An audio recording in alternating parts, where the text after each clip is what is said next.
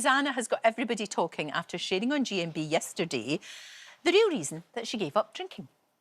I gave up drinking because a doctor said you should try giving up drinking for the sake of your skin. OK. And I think sometimes if you've got a different motivator, other than just, oh, I'd quite like to give up drinking. Yeah.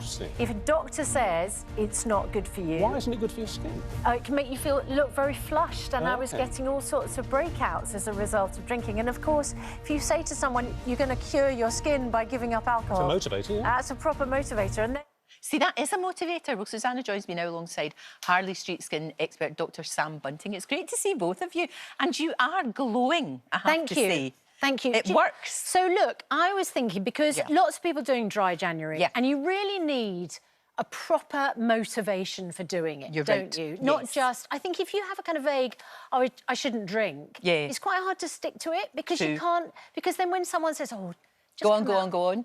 As they will. You're thinking, you know, exactly, and I'm sure you've had that already. Oh, absolutely. People think, yeah, why not? Why am I doing it? It's so you easier need to give a up. why, don't you, to do it? Yes. And my why was a number of things, but one of them was I kept getting breakouts on my skin. And my doctor said, we have a doctor here, said it's because the alcohol dilates your blood vessels, doesn't it? And so you get more of a blood rush to the skin, you get that flushed look. And actually, I was then prone to spots and breakouts, rosacea. And so I just thought, you know, every time someone said, oh, just have one, I'd think, I just don't want one on my skin, or more than one on my skin. So it was a brilliant external motivator. And did you find, as well as that, there were other benefits? Did you just feel sharper and better? Yeah, because I think, you know, when you're getting up so early in the morning, you really need a clear head. So I think lots of us tend not to have an alcoholic drink the night before we're going to do a shift. But I just found that even if I had had a drink at the weekend, it was taking longer to sort of flush it through my body. And I just didn't like that feeling of anxiety. See that? I love that anxiety. That's like the hangover giving you that... that kind of slightly tense feeling. I didn't like that. And also, when you first stopped drinking, I found it had quite a dramatic effect on my weight. And I lost quite a lot of weight. Now, of course, that you can then substitute other things that will then have an effect on your weight. But white wine in particularly is known as liquid cake. So, you know, it's just so many calories, isn't it, in a glass. So once you give up, you know, your favourite tipple, I don't know what yours is. Many things. Probably a glass of wine. It would be that. It would be that. And that horrible thing of that. I'm sure you did it before you gave up drinking. I've earned this. I've had a tough day. Oh, I'm going through a bad time. Or actually, I'm exhausted. I'll just have.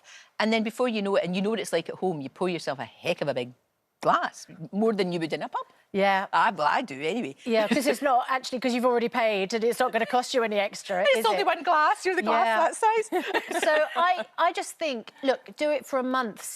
See the effects it has on your skin. See the effects it has on your general health. And you might, you know, once you start to see them, then it's like a virtuous circle, isn't it? And you think, definitely. Yeah, actually, I quite like the way this is making me feel. You might carry on for longer. And you have. You absolutely have, which is great. Well, and I'm it's not, now your life. you know, I will still have, you know, for instance, if someone's celebrating, I'll still raise a glass. Of course. I'll still, you know, at Christmas, I might have a couple of bubbles. But I would say 99.9% of the time, alcohol-free. And you don't feel that you're missing out or anything like that? Because you shouldn't, and you don't, and you're not. No, and so for New Year's Eve, I was actually sitting at a bar, because it was the only place left in a restaurant.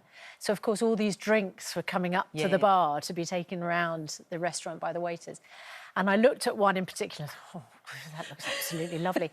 And then I think I said to you this week, I then thought, yeah, but I get that, and then I have a breakout, or I drink that, and then tomorrow I don't feel very good, and it's January the 1st, and I want to feel good. So actually, there's more reasons not to than reasons to.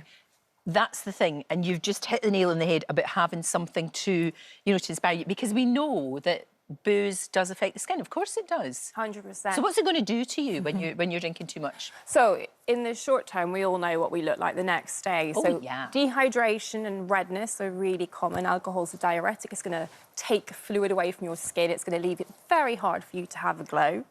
It's going to open up the blood vessels, so it's a vasodilator, and that's when you get that ruddy kind of flush. And if you're prone to rosacea, that's going to be worse. And actually, drinking may even put you at more risk as a woman of developing rosacea in the longer term. Oh, okay. But I think what's also really critical is the kind of longer term impact in terms of inflammation. We're more at risk of leaky gut. Our stress hormones are set higher, so we are more in a pro-inflammatory state. So that means more rosacea if you're prone to it, more acne if you're prone to it, and probably advanced premature aging. And I think what you touched on is about sleep quality. I think we don't realise how badly even just a single glass of booze affects the way that we sleep. We can't get that deep recovery sleep, which is what we really need to repair our skin. No, exactly. That's true. See, all of these things. Boom, boom, boom. I mean, it's hard to say there's much good. I mean, you know, a glass of red wine every so often contains some flavonoids, which we know are a little bit anti-aging. So the odd glass now and then, and red is better than white, is going to be okay. But I think that virtuous cycle you touched on is so important. You aren't maybe staying up so late, you sleep better, you're more likely to work out in the morning, and then good habits beget good habits. And I call that the compounding interest of good skin habits. Right, so how long does it take you to get out of a habit and into a new one? It's not that long, is it? No, it's not. And I think there's so many things you can do to make it easy. So, like, make it obvious. So get rid of your wine glasses, for instance. Get rid of the things in your environment that cue you for a glass of wine. I know, but, like, lock them away pretty much, right? Make it rewarding. Maybe buddy up with somebody else. Tell them you're doing this. Make yourself accountable. I'm doing it with Steve. Yeah, and Steve did that thing. He no said, one wants to disappoint another person, no, you know? that's a very right. human We're quality. doing it together in the sense that he went, you'll crack first. It's like a competition.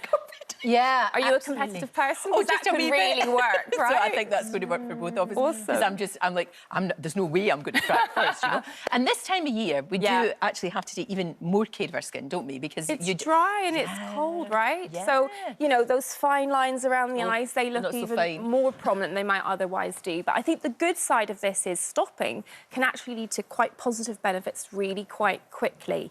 So more glow, more radiance, less redness.